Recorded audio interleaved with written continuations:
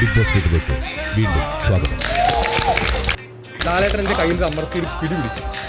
അന്ന് എനിക്ക് കിട്ടിയൊരു എനർജി എൻ്റെ ലൈഫിൽ അവസാനം വരെ എനിക്ക് സിജോ ഈസ് ബാക്ക്.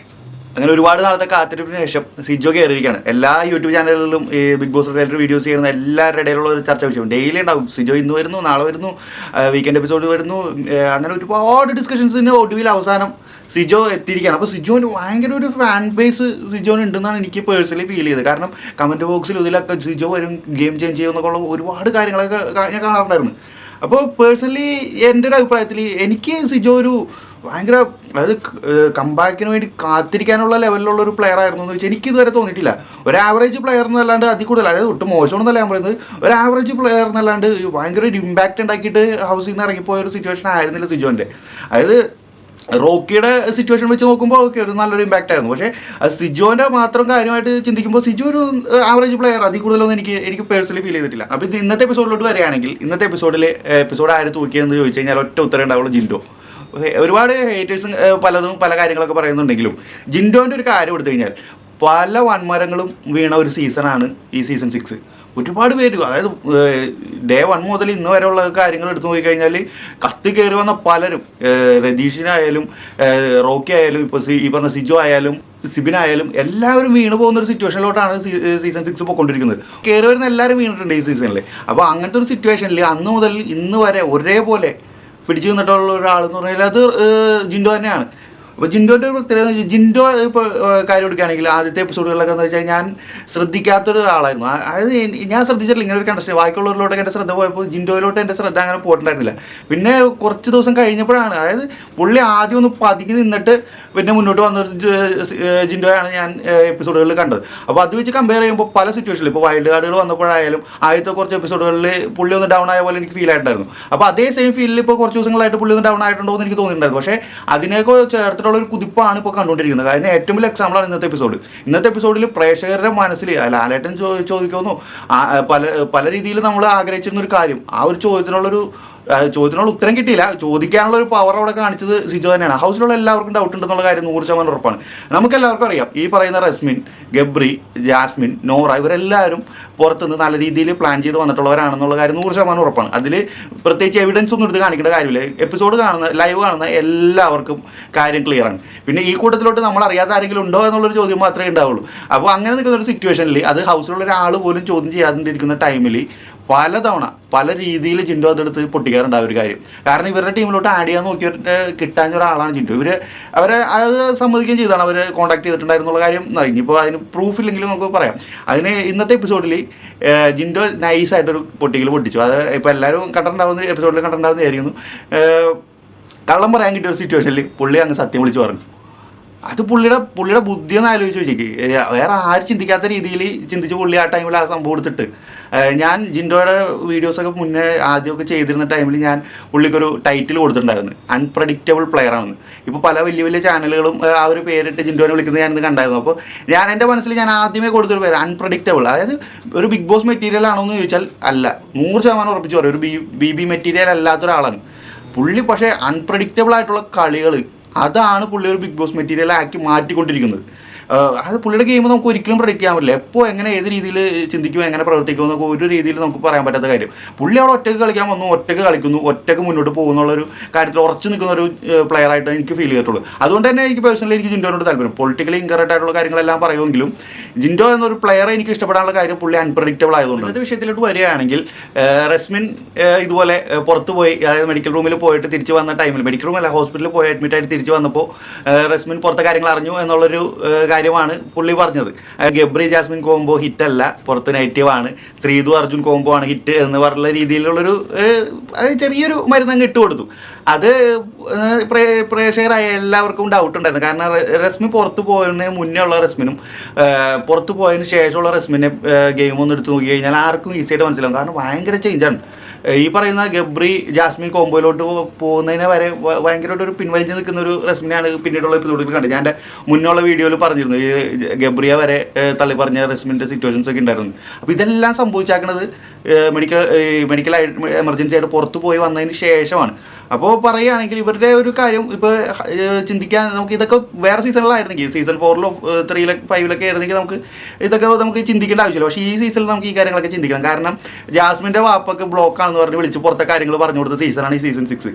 അപ്പോൾ പുറത്ത് പോയി ഒരാൾ അകത്ത് തിരിച്ചു വന്ന് ഗെയിം ചേഞ്ച് ചെയ്തിട്ടുണ്ടെങ്കിൽ പുറത്തുള്ള കാര്യം അറിഞ്ഞിട്ടുണ്ടെന്ന് തന്നെ പറയാൻ പറ്റുള്ളൂ. അതിൽ കൂടുതൽ ചോദിക്കാനും പറയണമെന്നില്ല. കാരണം അങ്ങനത്തെ സിറ്റുവേഷൻസ് ആണല്ലോ നടക്കുന്നത്. അപ്പോൾ റസ്മിൻ നൈസായിട്ട് പെട്ട ഒരു സിറ്റുവേഷൻ ആയിരുന്നു. റസ്മിന് നിസ്സാര കാര്യങ്ങളിൽ പോലും റിയാക്ട് ചെയ്യുന്ന റസ്മിൻ ഈ കാര്യം വിട്ടു. അതായത് വിട്ട് കളഞ്ഞു. അതിനെപ്പറ്റി സംസാരിക്കുന്നില്ല, ഒന്നുമില്ല. ആ ടൈമിൽ അപ്സര പോയി ചോദിച്ചു ഇങ്ങനെ അങ്ങനെ വല്ലതും ഉണ്ടോ ഉണ്ടെങ്കിൽ പറയണം എന്നുള്ള രീതിയിൽ സംസാരിച്ചപ്പോഴാണ്, അതായത് നീ റിയാക്ട് ചെയ്യുന്നില്ല എന്ന് റസ്മിനോട് അപ്സര പറഞ്ഞപ്പോഴാണ് റസ്മിന് മനസ്സിലായത് ഇതിന് റിയാക്ട് ചെയ്തില്ലെങ്കിൽ ഇത് കൂടുതൽ നെഗറ്റീവ് ആകും എന്ന്. അങ്ങനെ റസ്മിൻ ചെയ്ത അടുത്ത മണ്ടത്തരം എന്ന് പറഞ്ഞാൽ ഇത് BB കോർട്ടിലോട്ട് കേസായിട്ട് കൊടുക്കുന്ന ഒരു സിറ്റുവേഷൻ. അതായത് കേസ് കൊടുക്കാൻ മാത്രമുള്ള ഒരു കാര്യമില്ല എന്നുള്ള കാര്യം ചിന്തിക്കാനുള്ള ബോധം പോലും അവിടെ ഹൗസിലുള്ള വേറെ ആർക്കും ഉണ്ടായിരുന്നില്ല എന്നുള്ളതാണ്.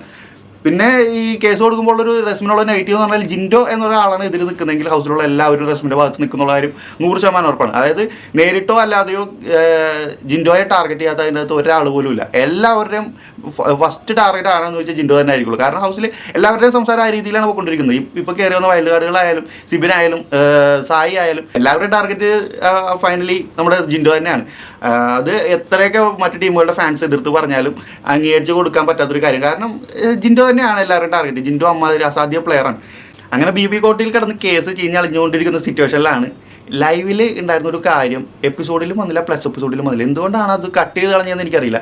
നോറ അതിൻ്റെ ഇടയിൽ ഒരു എക്സ്പ്ലനേഷൻ കൊടുക്കാൻ നോക്കി. അതായത് ഈ ഒരു സിറ്റുവേഷൻ BB കോർട്ടിൽ കേസായിട്ട് കൊടുത്തെങ്കിലും റസ്മിൻ്റെ ഉദ്ദേശം തൻ്റെ ഭാഗം വെളുപ്പിക്കുക എന്നുള്ളൊരു കാര്യം മാത്രമേ ഉണ്ടായിരുന്നു. അതായത് വാദിക്കാൻ താല്പര്യമില്ല, എനിക്ക് പറയാനുള്ളത് മാത്രം പറയും. ഒരു കോർട്ട് മീറ്റിംഗ് പോലെ വിളിച്ചു കൂട്ടിയിട്ട് എനിക്ക് സംസാരിക്കേണ്ട, എനിക്കിത് പറയണം, എനിക്ക് പ്രേക്ഷകരോടും എനിക്ക് നിങ്ങളോടും പറയണം എന്ന് മാത്രമേ ഉള്ളൂ എന്ന് പറയുന്നതിൻ്റെ അർത്ഥം ഇത് ഈ ഒരു സിറ്റുവേഷൻ നൈസായിട്ടൊന്ന് വെളുപ്പിക്കണം, അതിനുള്ളൊരു സ്ട്രാറ്റജി ആയിട്ടാണ് എനിക്ക് ഫീൽ ചെയ്തതല്ല, അതാണ് സത്യം. അതല്ല ഇതൊരു കേസാണ് അല്ലെങ്കിൽ ഒരു ഫോൾസ് അലിഗേഷൻ ആണെങ്കിൽ അത് വാദിക്കണമായിരുന്നു അവിടെ നിന്ന്. പക്ഷേ അവിടെ ഒരു ചെറിയൊരു എക്സ്പ്ലനേഷൻ കൊടുത്തിട്ട് പതുക്കെ വലിഞ്ഞ് പോകാൻ നോക്കുന്ന റസ്മിനാണ് അവിടെ കണ്ടത്. അങ്ങനെ റസ്മിൻ നല്ല രീതിയിൽ വെളുപ്പിച്ചുകൊണ്ടിരിക്കുന്നതിൻ്റെ ഇടയിലാണ് വേറൊരാൾ വെളുപ്പിക്കാൻ നൈസായിട്ട് വന്നത്. അത് എപ്പിസോഡിലും ലൈവിലും ഉണ്ടായിരുന്നില്ല. എന്താണ് എനിക്കറിയില്ല, അത് കട്ട് ചെയ്ത് കളഞ്ഞത്. നോറ ഒരു വെളുപ്പിക്കൽ അതിൻ്റെ ഇടയിൽ നടത്തി നോറയുടെ ഭാഗത്തുനിന്ന്. അതായത് നോറയും ജിൻഡോയും കൂടി നിൽക്കുന്ന ഒരു ബർത്ത്ഡേ സെലിബ്രേഷൻ്റെ ഫോട്ടോ കുറച്ച് ആൾക്ക് മുന്നേ വൈറലായിരുന്നല്ലോ. അപ്പോൾ ആ ഒരു സംഭവം നോറ ബിഗ് ബോസ് ഹൗസിൽ അകത്ത് പറയാണ്. 100 ദിവസം അകത്ത് നിൽക്കാനായിട്ട് പോയ ഒരാൾ, ഒരു തവണ പോലും പുറത്ത് പോകാത്ത ഒരാൾ ഈ ഒരു കാര്യം അകത്ത് നിന്ന് എങ്ങനെ അറിഞ്ഞു എന്നുള്ളൊരു ചോദ്യം. അത് പലരും പല എക്സ്പ്ലനേഷൻ തരാനുണ്ട്.